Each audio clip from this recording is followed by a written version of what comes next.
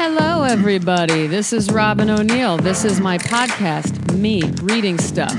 You can find it on Podomatic and on iTunes by searching either my name or Me Reading Stuff. I want you to subscribe. What is it? Well, you're about to find out. Along with other things, I read you stuff, though. It's pretty simple. Try to keep it under 10 minutes. A few of you have noticed, I know, I started with like 5 minutes, then I said 6, 7, then I just went up to 10 minutes. It's kind of getting impossible to do it in under 8 or 7, so hope that doesn't bother too many people. I've heard it doesn't. I reached out, I asked some faithful listeners, they said they'd like it if it was longer, so I'm doing around 10. How is everybody? I'm exhausted. I'm back home, which I like, even though I was only about 8 miles from my house. It feels good to be back in my studio and having my own blankets, pillows, beds. I don't have multiple beds, but that one bed is nice. I'm doing all right. It's just that I'm tired. That's all. And I'm sure you guys are too. Holidays are exhausting. They just really are, no matter which way you look at it. I feel like, well, I guess some people are really charged up, like people who go right after Thanksgiving, go shopping on Black Friday. I can't even imagine the mentality that it takes to do something like that. I really can't. I mean, I never want to go shopping anyway, except at the grocery store. Oh my God, I see a guy peeing behind a building. Oh my God, it's really near my house. He's just going for it. Let's see how long this lasts. He's already been going, well, however long I've been telling you. He keeps widening his stance as he does it too. What's that about? He's probably dribbling. Oh my God, he's widening it again. Getting wider and wider. His legs are at least, he widened it again. We're now 3 feet. Oh, putting it back in his pants, walking away. He was wearing like a members only jacket and a weird ball cap that looked like something a toddler would wear.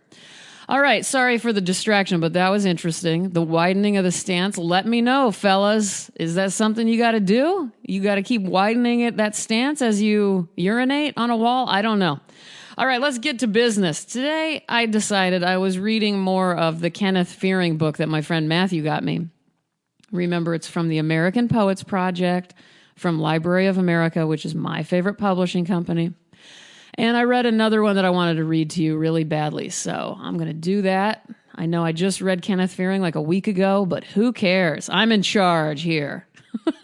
All right, this one's called Invitation. We will make love when the hospitals are quiet and the blue police car stops to unload prisoners.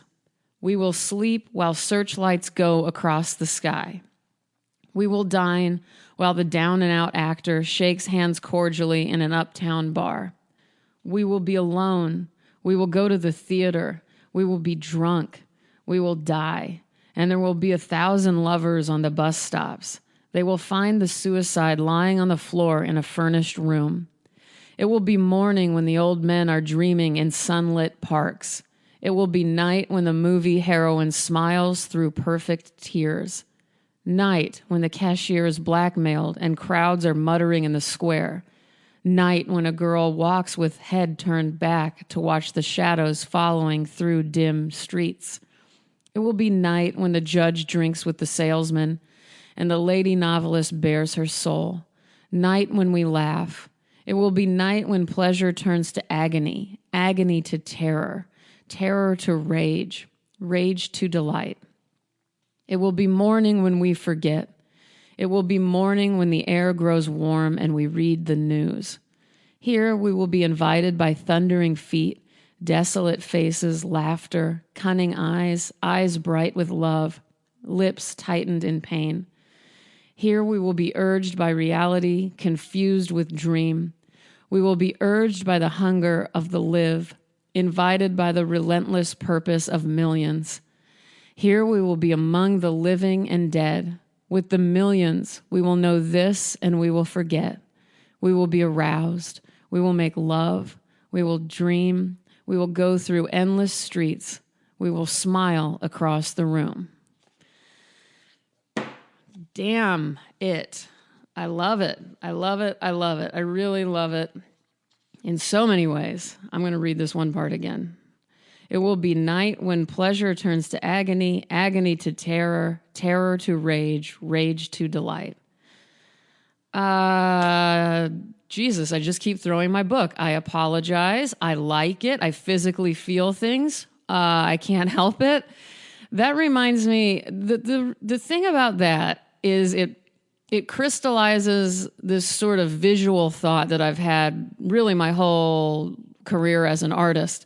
When I first started making drawings that had multiple vignettes within one drawing, basically all of my big drawings, that have hundreds and hundreds of little men on them, they really are broken into, let's say usually like 100 different smaller drawings when you look at them.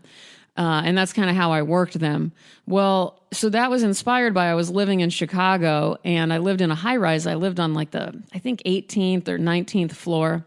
And I had never lived so compacted with people because I'd always lived in the suburbs and in the middle of nowhere up until then. So I was just kind of fascinated and also anxious about the fact that, I lived not knowing what was happening next to me. And I would walk down the hallway, and I lived on the very end of this long hallway. And I remember thinking of all the various things that are happening in these rooms as I walk by them. I always thought there could be this psychopath plotting murder in one room. There could be, like a 7th grader learning how to draw a still life in the next room. And there could be 2 people falling in love for the first time on a couch in the next room. And that's what kind of birthed a lot of my drawings, is that kind of mashing up of all of these things. I mean, that is the world, I realize. But for me, I don't know why it never occurred to me how these various things happened all so close to one another. And now that I live in the middle of the city, well, for instance, that guy pissing on the building a second ago, I love that. I get nervous about it a little bit, and I love it. And the sad part about that building was, so in that building is when I first came up with these sweatsuit guys that I drew for so long, because I missed my dad and his friends. So I was missing just regular guys because, I'm from Nebraska and I didn't grow up around many artists or anything. And so being in graduate school in Chicago was difficult for me. And I just missed what I thought of as like regular people, normal people. And I say that with a lot of love. Well, anyway, there was these brothers who were these bodybuilder brothers who helped me bring my couch and my bed up to my room on the 18th floor one day, because I lived there and just slept on the floor for a while. And then I ordered a couch and a bed and all of that. And I put up a note, and I even drew like a bodybuilder. And I said, I need someone like this to help me move. I'll pay you. And these 2 brothers came to my door one day and they offered to help, and they were so nice and they refused money. And near the end of my year in Chicago, one day, there was like a big commotion out front of my building, and I couldn't figure it out in the lobby. And it turned out that one of those bodybuilder guys had jumped off of the building. They lived a floor above me and committed suicide. And his other brother was there with his girlfriend, and they were they weren't even crying. I don't know how to explain what a human does in that moment, but there was nothing like that face that he had that I've ever seen. And it was just awful. And anyway, so Chicago was rough for me, to say the least.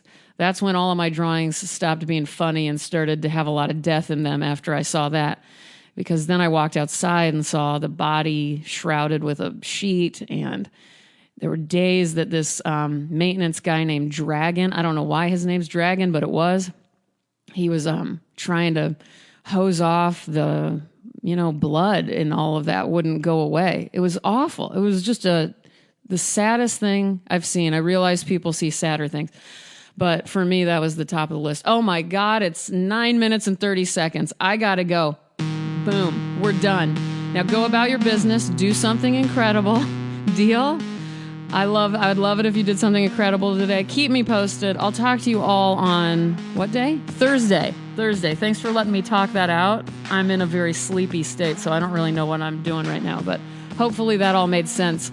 I love you guys. Keep listening. Hit me up on Instagram and Twitter. You know the handle. I'm not even going to say it. Goodbye. Have a wonderful day.